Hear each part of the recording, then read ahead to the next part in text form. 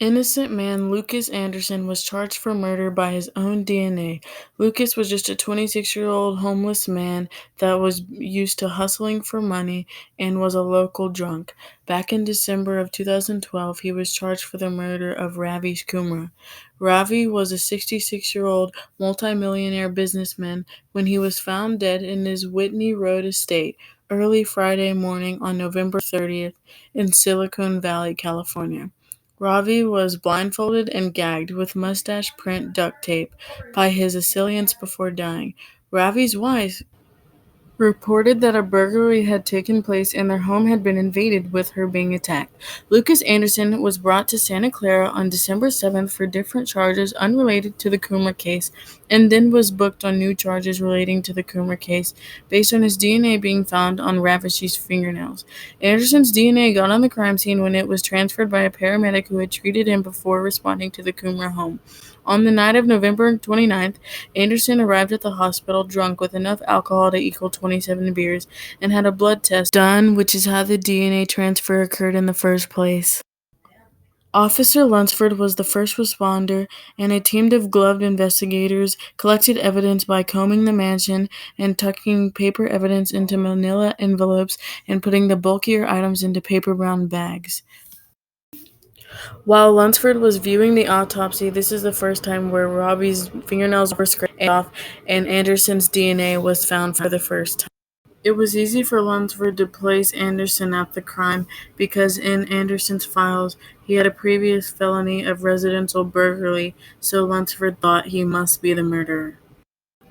After 1 month of Anderson being in jail for this crime, Kolick, Anderson's attorney, went back through his files and realized he was innocent in this case.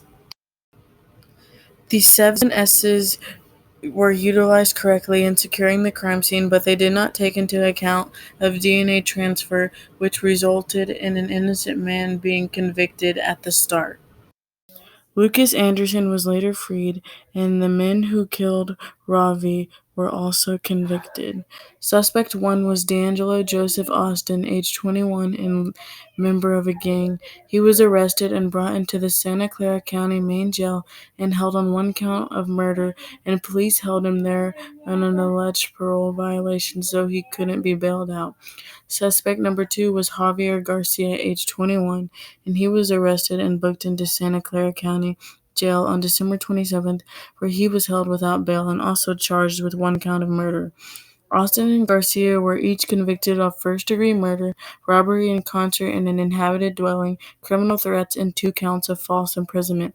Austin faced life in prison without parole, and Garcia faced 25 years to life in prison. Marcellus Drummer, also a part of the gang, was sentenced to life in prison without parole for his role in Coomer's murder. 32-year-old Katrina Fritz, also known as Austin's sister, was a sex worker who had been involved with Ravi's for 12 years. She was the one that gave her brother Austin the map of the house in order for them to rob it. Katrina Marie Fritz pleaded guilty to the robbery, false imprisonment, and gang enhancements for a maximum sentence of 17 years in prison in exchange for her testimony against the 3 other defendants, including Austin, her brother. The rightful murderers were able to be found because of the evidence that they left behind at the crime scene, which included latex gloves found in the sink that were wet and soapy, as if someone tried to wash the DNA off of them. Luckily, the crime investigators were able to use that evidence and place them at the crime scene.